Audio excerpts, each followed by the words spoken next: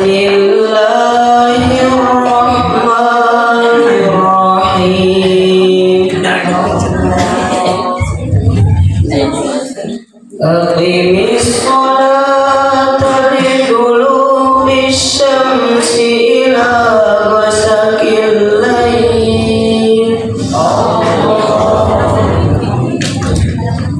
ila ghasaqil laili wa qur'anal fajr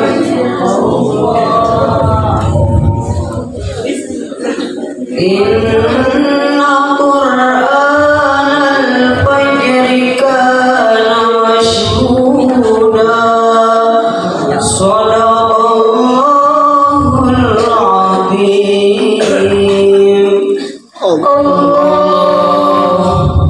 Aku berlindung kepadamu ya Allah dari godaan setan yang terkutuk dengan menyebut namamu ya Allah yang maha pengasih lagi maha penyayang. Dirikanlah sholat dari sesudah matahari tergelincir sampai gelap malam, dan dirikanlah pula sholat subuh. Sesungguhnya sholat subuh itu disaksikan oleh malaikat. Maha benar Allah yang maha agung.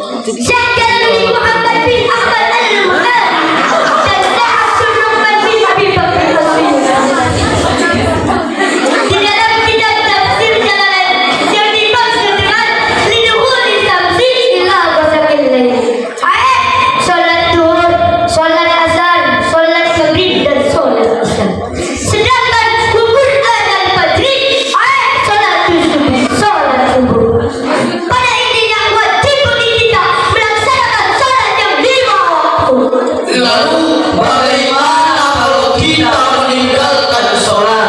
Meninggalkan sholat bukanlah hal yang ringan, tapi tanggung jawab yang besar di hadapan Allah.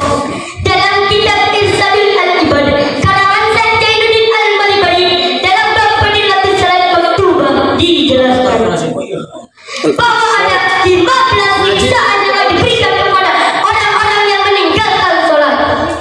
6 siksaan ketika di dunia, 3 siksaan ketika meninggal, 3 siksaan ketika di dalam kubur, dan 3 siksaan ketika dibangkitkan dari alam kubur.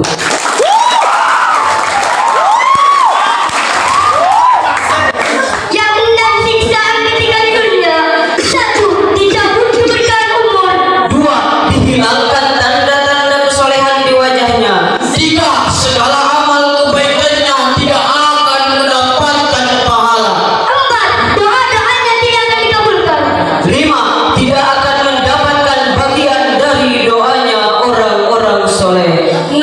Akan dibenci oleh kebanyakan orang. Yang 3 siksaan ketika meninggal: 1. Mati dalam kondisi terhina, 2. Mati dalam kondisi lapar, 3. Mati dalam kondisi haus. Yang 3 siksaan